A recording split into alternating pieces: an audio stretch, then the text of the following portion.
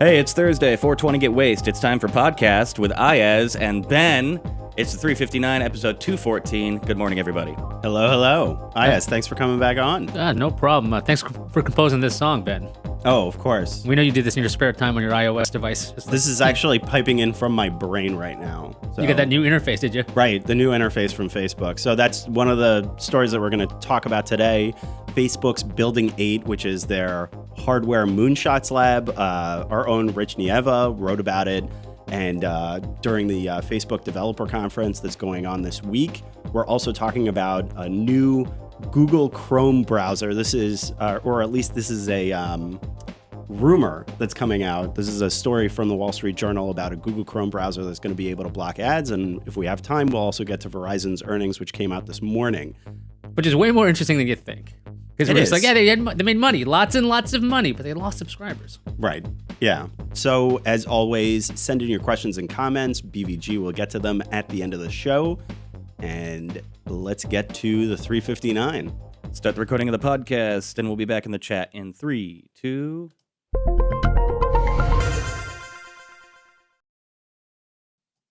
Welcome to the 359. I'm Ben Fox Rubin. I'm Iyaz, the Wolf Akhtar. Oh, ooh. Google may introduce new ad blocking software baked right into the Google Chrome browser. According to a report from the Wall Street Journal, the software would block annoying ads like pop-ups, autoplays with sound, and ads that come up before you even reach the homepage. Iyaz, is this a good idea, or is this at least somewhat ironic that Google, which makes all of its money on advertising, is doing this? Well, I mean, I think it's a good idea for pretty much any company like Google because they spend a lot of money on advertising. So they want people to look at their ads. Mm-hmm. So with this definition of what an annoying ad is, we'll lose those things that really bother you. And then maybe you'll actually look at the ad that you want to see. But I think for Google, it's probably a really good bet, especially with this report saying that this would be on by default and it would be on mobile and desktop devices. So it would be everywhere. Yeah, but I don't really trust this. This is assuming that Google is going to be able to tell us what are the good ads and what are the bad ads. What makes them the right ones to make that determination? They don't want to pay ad blocker plus or any of that stuff. I think that's really what the thing is right here, because there's other companies that whitelist certain ads based on payment. And so with Google, and it's, what is it called? The Coalition for Better Ads. They're part of that. So to be fair, those are the standards that they're going to be basing off of. So you're not losing all ads. You're going to be losing some of those ads that really take away from the experience. And I think that actually makes a difference, especially when you're browsing on mobile web. Yeah, definitely. Next, amid Facebook's F8 developer conference this week, our own Rich Nieva wrote about Building 8, which is Facebook's new hardware lab for moonshot projects. Two early efforts include a brain-to-computer interface, whatever that is, that would allow us to send our thoughts straight to a computer, and technology to quote-unquote hear or absorb language through vibrations in our skin. I'm so confused by these. I love the idea of brain-to-computer interface, the idea that you can have these thoughts directly in the machine. I think way faster than I type, and I type pretty quickly, so I speak even quicker. So my brain is at a rate that's ridiculous. So I can't wait for this if it ever comes to being, although there's no internal implants necessary for this. Yes, that's what they're claiming. It's going to be a non-invasive concept. It's going to be like a wearable or something like that, which obviously gets me more on board. However, Facebook already knows so much information about me already. Do I really want them reading my thoughts? Well, maybe you can take off the wearable and you're like, now it's bedtime. Now it's bedtime. First of all, I'd just like to throw out there, like, how did we get to the point where we've been talking about brain-to-computer interfaces, by the way? Elon Musk also has a project. I mean, like, what exactly is going on here that, like, one of the newest trends is we're going to have a brain and a computer connected together? I don't know. It just seems so sci-fi. Well, I mean, when you got to scream out, Alexa, do whatever, it'd be easier if you could just think it, And if you didn't have to, yell all the time. What if you're in a noisy party environment and those mics aren't picking you up? These mics are essentially in your head. Yes, it's all in your head. Last up, Verizon averted a total disaster by finally giving in to the unlimited data trend. As part of its earnings report Thursday, the company lost a bunch of subscribers, but it wasn't as bad as it could have been, thanks to them jumping on board with unlimited. There's something like 90,000 different there. They lost 398,000 customers before they announced the unlimited plan. Then they lost a total of 289. So they still lost. Yeah, but they it could have lost been less. worse. Could have been much worse. I mean, like, look, people really want unlimited, and Verizon finally gave in and decided they wanted to give it to It's a them. monstrously strong network. Yes. Hard to argue with that. Right, exactly. So I think we're done. Okay. If you want to read more about these stories, check us out on CNET. I'm Ben Fox Rubin. Iyaz the Wolf Akhtar. Thanks for listening.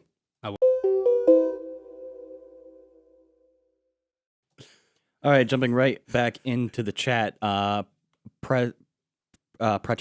I apologize if I mispronounced that name. Do we know when this version of Chrome is going to release? The claim was in the next few weeks, potentially. But And this is, to be clear, this is a Wall Street Journal report. We haven't confirmed it independently, but it is the Journal, so they do get a lot of stuff right. And yeah, next few weeks. Matthew is asking if there is maybe a moral obligation to consider here. Is it right to block ads, considering that's how sites function? And we can sympathize with that. Yeah, I would agree with that notion. One of the reasons that Google is wanting to do this is because people are turning on ad blockers a lot more. So in many ways, they have to respond to a certain extent. That's what the Journal story mentions. So they're in a difficult place where they make a lot of money off of their ads. And if they don't do anything about it, then people are just going to keep flocking to ad blockers, and then they won't have any control of the situation. I mean, on the moral side, if the idea of advertising is truly sell your products and not just generate revenue for the site, because the idea is to really, these ads are supposed to be selling you something, but they're just done in these sneaky, annoying ways. You're not noticing, you're trying to read the content and you can't ever get to it. You're eventually, that site's going to lose traffic anyway. Right. Because you're like, I cannot handle your practices when it comes to advertising. It's a law of diminishing returns where you have these invasive ads which turn off customers, and then you have to make them even more invasive to get to the customers and get really in your face a lot more. And that's why people turn to ad blockers. You know, full disclosure, CNET has to deal with the same type of situation that every other publisher does when it comes to this kind of stuff. So it's an interesting conversation to have, but at the same time, as a reader on the internet, this is something that I would appreciate to a certain extent, to get rid of some of the most annoying ads that you would see and have it be default. I just hate how irrelevant some of the ads can be. Like, I'm here, you know my history, you know everything about me. Sell me something I want. I don't care if the ad is good. If it's video or not, I do hate autoplay audio, regardless. But It's extremely annoying. If I'm poking around the internet, try to sell me something good, something you know that I want. It's not hard to tell. But they keep trying to send me like Depends undergarments. I'm just like, not yet. Not yet. Yeah. Maybe they know something. Your browsing history seems to go with this pattern coming soon. Maybe you just don't know yet. That's true. Maybe they do know more about me than I can even realize. So going back to what that commenter mentioned, by the way, there was something that mentioned in that story that I thought was really interesting, which is one consideration that Google is at least playing with right now is blocking all the ads on some of these sites if they aren't up to standards with all of their ads. So if some of the ads are not up to snuff, we're just going to block all the ads, which kind of seems like a nuclear option to me. But at the same time, like that's certainly a way to get people to fall in line. Yeah, I mean, it's kind of like if Walmart says we're not carrying your stuff. You can always switch, by the way. You don't have to stick to Chrome. If for some reason you're like, look, I really love that publication that has these ads that don't comply with this standard. If you really love Site X, which is amazing, whatever it may be, and you want them to get ad revenue, you can always switch. But then again, I don't really see a lot of people complaining on the consumer side going, well, this site loads faster and it's cleaner and I care, versus this is taking forever. I can't click on the thing I'm trying to click. What is this? What am I hearing right now? Right. Yep. Right. I just think that there is a very strong potential for Google to get even more control or more power in this type of situation, because it is by default than they already have. So I don't know, like hopefully they do it right, and we'll have to see. Brian in the chat, he says, I'm sure they would integrate a pass for their own ads. That would make the most sense. Well, to be No fair, kidding. their ads comply with that coalition already. Yeah. So they would get a pass. It's not blocking every ad. It's those that don't adhere to these specifications when it comes to what is an obtrusive or intrusive ad. But at the same time, it would seem extremely unlikely that Google Chrome would ever block a YouTube ad or a Google search ad. that would probably never, ever happen. That's what they have to comply, though. That's the point. It makes them actually have to reconsider maybe their ad platform if they don't want to end up hypocrites. That's a very, very good point. Branching off that, Chad TV asks, does Google plan to address the YouTube monetization as they are the same company and revenue? Maybe. You want to jump in on that one? I'm not sure. They got to be related, right? In the sense that, like, yeah, Google is a parent company, Alphabet parent above all. YouTube, maybe their ad structure might have to change. I think you've seen them increase the mid-roll ads as of late on both mobile and third-party platforms. Is that going to have to kind of like backpedal? I'm skeptical. If it's Google Chrome that's doing it, then Google's the one that's in the driver's seat. So if anybody is going to get any leeway in this situation, it's going to be somebody like YouTube, because it's all within the family. Like, I don't think all the Google executives are going to get in a room and yell at each other and say, well, we're pushing all these other sites into a corner, but we're gonna get our own leeway. Yeah, but those YouTube ads don't have a problem with the standards, though. Essentially, right? You're not getting like pop-ups when you're watching YouTube. It's you're not true. getting any of that stuff. So you get a version of pop-ups sometimes, like while you're watching a video. Oh, you mean there actually are on the pop-ups video? on the video itself. I mean, like, granted, that probably does comply with the standards, but you understand what I'm trying to say here is that there is a potential of Google to become a hypocrite of themselves. Well, expanding beyond that, though, there's been so much of the conspiracy and concern over what's going on with the regulation of content on YouTube and the demonetization practices, and how so many like concurrent YouTubers are there. They just claim that their revenue is just starting to tank. And what the hell's going on with that? How is this all tied together? I don't think they are, honestly, because I mean, YouTube is allowed to essentially operate independently, even though it's within Google. Is one of the stranger things that it didn't get spun out, considering how different the culture is in YouTube versus Google. From what I've heard, I've actually known people that work there, so it's not exactly this, hey, we're all one big family. It's like, no, you're this totally different branch, even though Google still owns you. When it comes to this whole issue of YouTubers getting less money, what I understood was a bunch of companies were afraid of their ads being placed before really controversial content. So a lot of advertisers pulled back in general. That led to the amount of money being paid out to the YouTubers to be less. Right. And that's going to require Google or YouTube to somehow figure out how's your company going to make sure that, how is your ad not going to be in front of some horrifying piece of content? Right. Because you don't want like, hey, it's Kellogg's cornflakes, and then we're showing like a monster truck exploding or something. That's pretty tame compared to what they were actually. I'm trying here. I'm trying to I think we all know G. what we're referring to without actually going down that path. Sure. But yeah, you're describing that they're two totally different situations. There is a possibility that it becomes harder for YouTubers to make money on YouTube with the new Chrome standards, but at the same time, they do seem a little bit. They seem like separate topics. Yep. Yeah. Hey, before we move on, Junior Garcia in the chat. He's at McDonald's. You guys want anything? Yeah. Yes. What do you take? Fish fillet. Oh, come on. I love fish fillet. Nasty. I'm gonna stand by that. Forget it. 20-piece chicken nuggets. Double that for me. Barbecue sauce. Yep. Was that an ad? That was an ad. See, that's the way you get the ad in. There's a native ad. I want underwriting. I want that check McDonald's McDonald's. presents to the $3.59. I want that check McDonald's. Big Mac, Big Mac, Big Mac. I want that Grand Mac. I'm not kidding about that. I'm like, one day I'm going to get drunk enough to go, that's a good idea. And it has not happened yet. Iyaz, you got a shout out in the chat from Brian Karangani. He says, hey, Iyaz. Hello. You got a fan. Thank you. Nobody ever does that for me. Hey, Ben.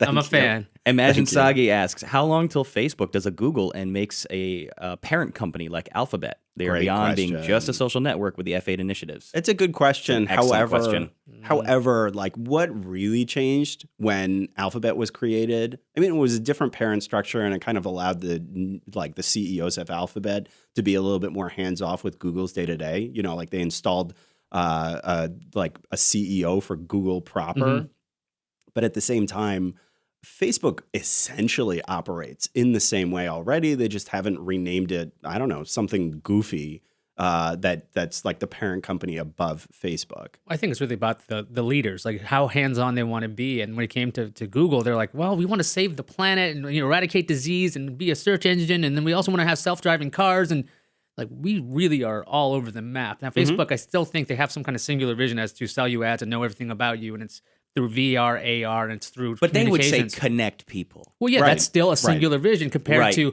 what does a self-driving car have to do with search ads? I'm not really sure just yet, other than it's picking up where you went and can track you as well. I think it's more likely that Facebook would just kind of quietly itself become a larger entity without actually rebranding itself, repositioning itself. Its mission statement has stayed fairly clear. Yeah, that's the thing. I think Zuckerberg really believes in the idea of connecting people, but also make sure Facebook is the way people are being connected. Yeah. Versus how else can we get you? Or what other things we want to do? I could see them, if it's Zuckerberg and he wants another company, he will start another company, kind of like Musk does, where it's just like, I'm just going to come up with a third company, fourth company. Yeah, the fifth Musk. Yeah, the Musk, Musk model. machine.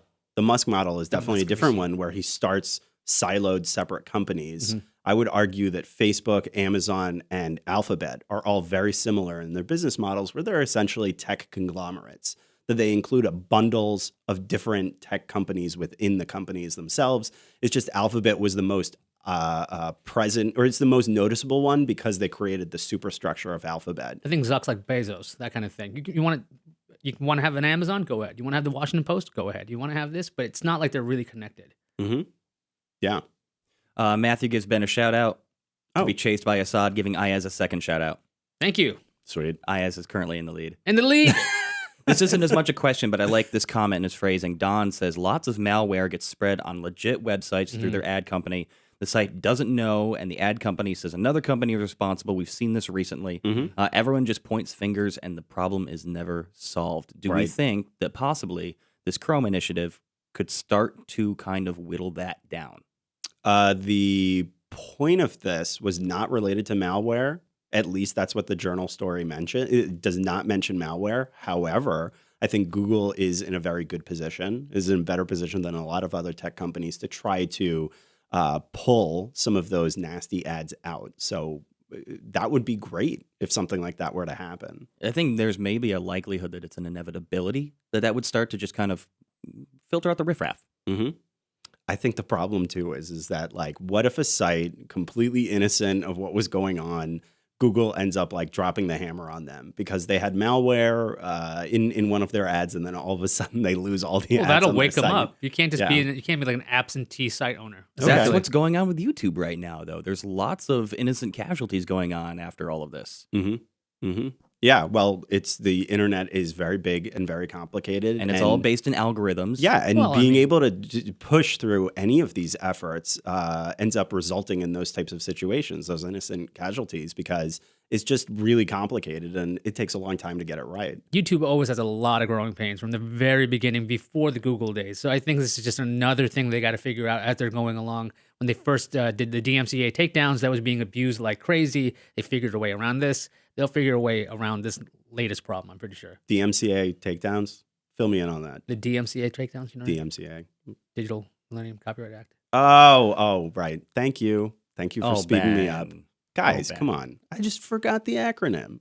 As you pull into the lead, Dhruv, Assad, and Yathu all shout out Ben. Oh, Let's- Yathu, after my heart, after my own heart. Let's throw in one more single question before we close it out. And this is semi-related but not totally related. Gaming Papaya asks, why is Google not supporting Mac OS 10.7.5 anymore?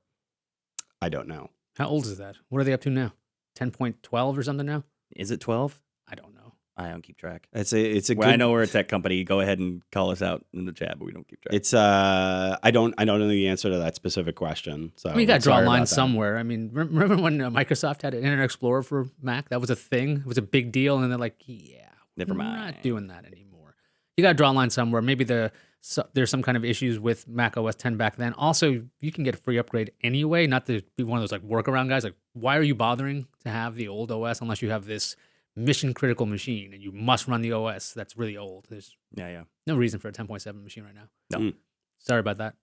Except maybe somewhere around this office, since some of CBS's Oh, So wow. old. software Yeah. runs a little dinosaur-y. Entirely possible. I keep one on 10.9 just for that. Mm. But that's besides that, and probably information that I don't need to disclose to the public. You heard nothing. Pay no attention to the man behind the curtain. All right, that's probably a good place to wrap it up.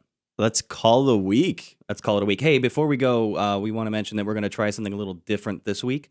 We've had requests for extra stuff to listen to. I guess you guys just Really love the sound of our Can't get dulcet enough. voices. Yeah. So we're going to go ahead and try to start putting out an extended edition for the weekend. You can opt in, opt out of it. It's just going to pop up after the regular 4-day-a-week, 3-minute, 59-second podcast feed. On Fridays, you'll get the option to download an extended episode. We're just going to pick one of the episodes during the week that either seem to have the most interesting content, best engagement, most commentary, but you'll get the whole post show that we do here on YouTube in the audio podcast on Stitcher, iTunes, et cetera, et cetera, et cetera. So Right. And I guess we'll start tomorrow. we're going to start right? tomorrow. Yep. Okay. So we'll see how it goes. And yeah, thanks for the requests. It's always great hearing from the viewers and the listeners. So, and Iyaz, thank you for coming. Thank you for having me. Yes. All All right. right. Let's do it. End of a good week. The 359 podcast is available on iTunes, TuneIn, Stitcher, SoundCloud, FeedBurner, and Google Play Music, and of course, on CNET.com. Thanks, everybody. Have a great weekend.